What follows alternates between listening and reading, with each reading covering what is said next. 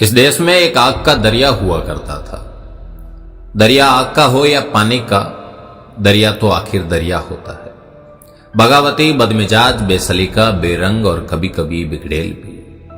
दरियाओं की कहानी कभी सैलाब बनने की होती है, कभी फौलाद होने की, तो कभी पानी इतना बह जाता है कि कीचड़ होना पड़ता है, लेकिन वो आखिर में रहता तो एक दरिया ही है।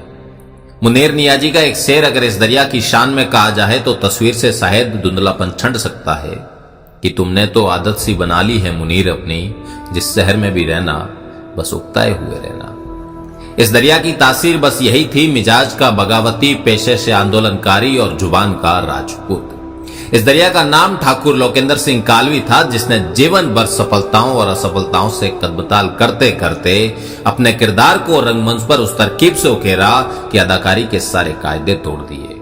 इस किरदार के पन्नों को थोड़ा पलटते हैं और जुलाई 1991 की नौजवान लोकेंद्र सिंह कालवी को टटोलते हैं। नागौर के कालवी ठिकाने में सियासत से लेकर राजपूत समाज के नामचीन क्षत्रपों के बीच महयों से अंग्रेजी पढ़े और बास्केटबॉल के उम्दा खिलाड़ी लोकेंद्र सिंह कालवी का पाकदस्तूर हुआ।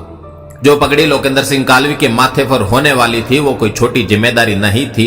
उस पगड़ी के साथ एक जिम्मेदारी थी उस महान सामाजिक परंपरा को आगे बढ़ाने की, जिसे सर्वज्ञ कालवी साहब ने उम्र भर साकार किया। सर्वज्ञ कालवी साहब कहा करते थे कि जोगा ने जग पूछे, ना जोगा ने कुण पूछे। मैंने लोकेंद्र सिंह कालवी साहब से ये बात ना जाने कितने मंचों से सुनी थी कि मैं माथे पर कल्याण सिंह कालवी की पगड़ी पहनता हूं और इसका मुझे हमेशा गर्व है, लेकिन अगर मैं मेरे गांव के हरिजन की पगड़ी भी पहनता तो उसका भी मुझे उतना ही गर्व होता। मैंने अपने पिता से सीखा है, जो अपनी जात का नहीं वो अपने बाप का नहीं, और जो अपने बाप का नहीं वो राष्ट्र का कैसे हो सकता है। अपने पिता द्वारा दिए गए इन्हीं उसूलों के पतवार थामे लोकेंद्र सिंह कालवी उसी विरासत के महान समंदर में जीवन भर गोते लगाते रहे। कभी तैर लिए, कभी हिचकोले खाए, तो कभी डूबने से भी नहीं बच पाए। आज कालवी साहब नहीं रहे, उनके पीछे एक बड़ी विरासत है। कालवी परिवार की एक महान परंपरा है। कौन उसका कैसे मूल्यांकन करे मुझे नहीं पता, लेकिन निर्विवाद सत्य तो यही है कि आजादी के बाद राजपूत समाज का ऐसा एक भी आंदोलन नहीं हुआ जिसमें कालवी परिवार का नेतृत्व नहीं रहा हो।